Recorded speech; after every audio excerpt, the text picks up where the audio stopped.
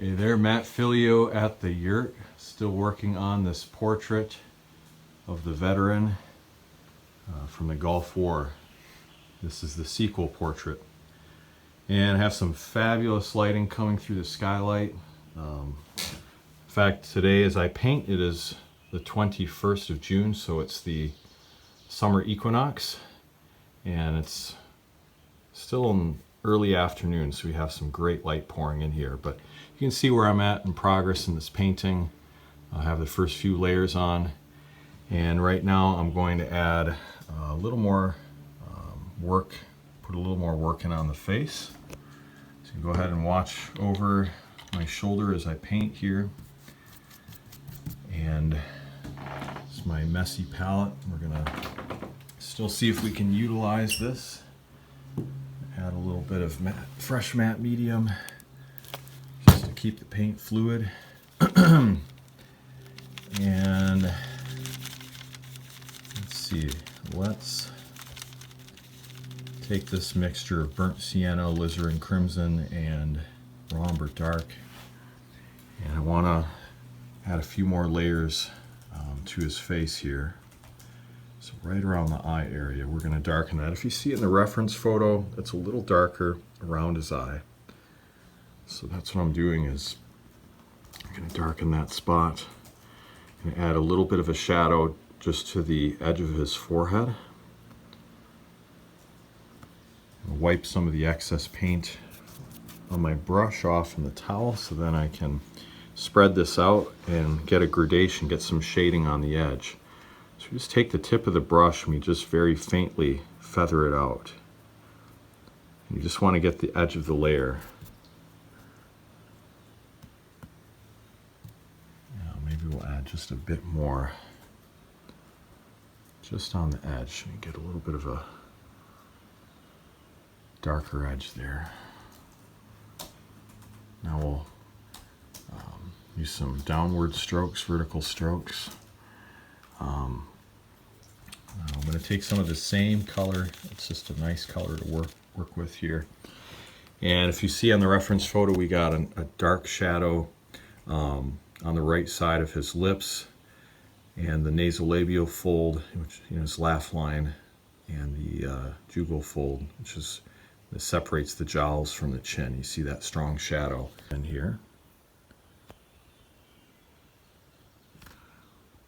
I'm using my iPhone, so again, the video is a little bit bumpier than usual.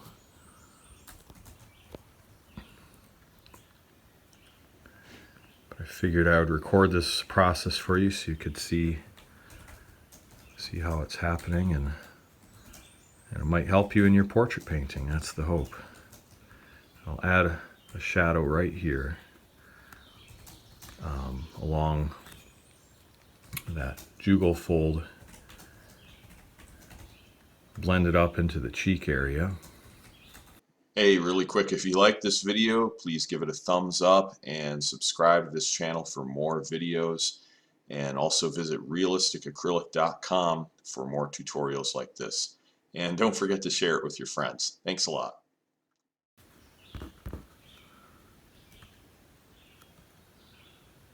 And it looks like it's a little darker on his forehead, so let's grab raw sienna. I want this color to be a little more to the yellowish side.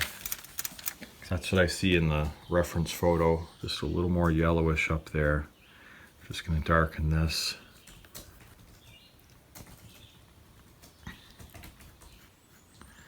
Just adding the first layer, and then when this dries, this larger layer dries, then we go in with a little darker layer right on the very top of his head. And that's how you get some shading and gradation developed. But I want to add a little bit of something to his cheek right here. A little bit of a stronger shadow like we see in the reference photo. So we're going to take a little bit of burnt sienna and a little bit of this alizarin crimson organic red-orange mix.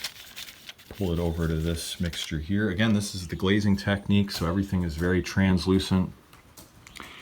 As we mix the paint with clear matte medium, and it's in many ways how the old masters in the Renaissance time did their paintings, like Rembrandt, Caravaggio, and Titian. They built up a lot of depth by doing these very, very thin, semi-transparent layers of paint. Allows the light to shine through the canvas, gives it more depth, allows you to build up some very subtle nuances of shading as well. All right, now get a little lighter. I'm going to add some medium to that, thin it out so it's just a little bit of a thinner mixture, which therefore makes it lighter in value. So instead of adding white to lighten it up, we just thin it with matte medium. All right. And I might add just a little bit of a shadow under his chin.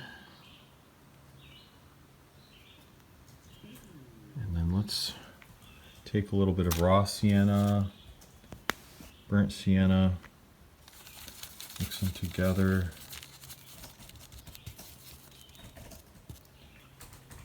We're gonna darken his neck, deepening the shadow like you can see in the reference photo where it's quite a bit darker right there. We will add that in right here. And then the shadow also extends out from the collar of his shirt. And notice how I'm not going all the way up to the first shadow. I'm only bringing it out halfway as far. And again, that develops that shading that we're going for. All right.